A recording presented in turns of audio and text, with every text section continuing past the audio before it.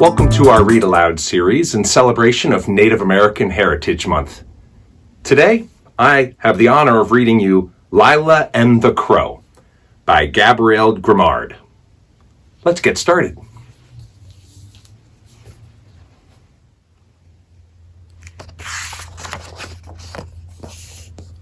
Lila has just moved to a new city.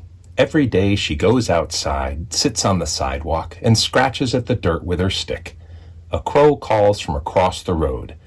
She traps bugs in a jar, then lets them go. She plays hopscotch on the empty road. Lila wishes she had a friend. But this morning she gets up early, dresses, and leaves the house. With the wind in her hair and a smile on her face, she seems to be flying on her way to school. Her heart as light as a feather, she imagines herself surrounded by new friends. The teacher, Mr. Nicholas, introduces Lila. She sees her classmates looking at her and can't wait to get to know them. Squirming at her desk, Lila taps her foot impatiently. Finally, it's recess, and the children head out to play. Now is Lila's chance to make a friend. But suddenly, a voice rises above the others. Nathan, the leader of the pack, shouts, "A crow! A crow!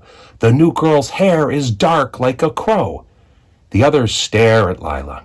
Some whisper to their friends, then turn away. Lila stands alone, holding her ball.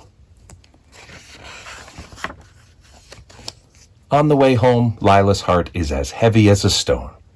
A crow perches on the branch of an old oak tree, its feathers as black as Lila's hair. It caws and croaks as if it wants to tell her something, but Lila just walks by. The next day, Lila wears a knitted cap to hide her hair, but as soon as Nathan sees her, he cries out, "A crow! A crow! The new girl's skin is dark like a crow." The others giggle and point. Lila's heart grows as heavy as 2 stones. She drops her head and slowly walks away. As Lila heads home after a long, lonely day, the crow watches. Lila looks up but keeps walking. The crow spreads its wings and glides along behind her. Lila spins around. "Leave me alone," she yells. She doesn't want company, not even a bird. The third day, Lila goes to school wearing her cap and a sweater with very, very high neck that she pulls up over her chin.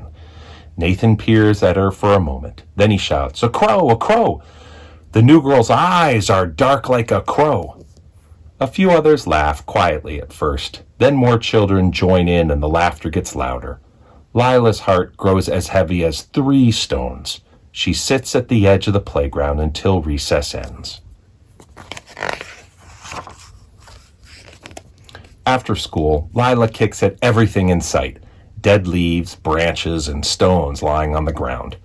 The crow is watching her again. This time it lands on the path and hops towards her. Lila picks up a stone. As she hurls it at the bird, it flies away. Every day now, Lila hides, under her cap, inside her sweater, behind dark glasses. She plays alone at recess and sits by herself at lunch. After school, she runs home as quickly as she can. Weeks go by. The Great Autumn Festival will soon be here. The children chatter excitedly about the costumes they're going to wear, all except Lila, who dreams of having an invisibility cloak so she can disappear forever.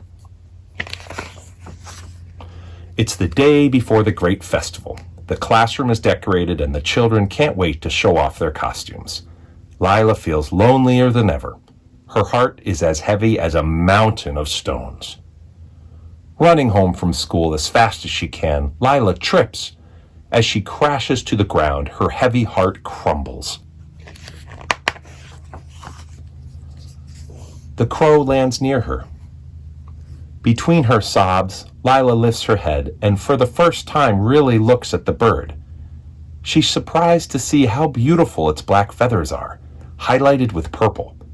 There's softness in the eyes of the creature watching her, and Lila has a strange feeling they have known each other for a long time. She takes a deep, shaky breath and wipes away her tears. The crow comes closer to Lyla and seems to whisper in her ear. Her heart lightens. She gets up and, hopping on one foot and then the other, follows the bird, which flutters ahead of her into the woods. The bird stops in a clearing. There, under a canopy of trees, hundreds of crows spread their wings.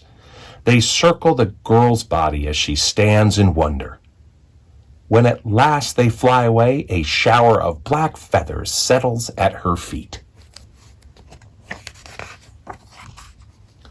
Lyla has an idea.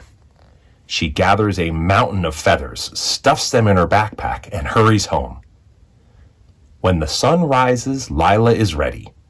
A flock of colorful little creatures heads towards the school. Then Lyla makes her entrance, dark and majestic. She is magnificent. A crow! A crow! Lyla is a crow! The children exclaim. Only Nathan is speechless. The children crowd around Lyla, touching her soft feathers. At that moment, her heart soars. Lyla is still called Crow, but she doesn't mind. Now there is something different about Mr. Nicholas's class. The end. Thank you for joining me on this read aloud in celebration of Native American Heritage Month.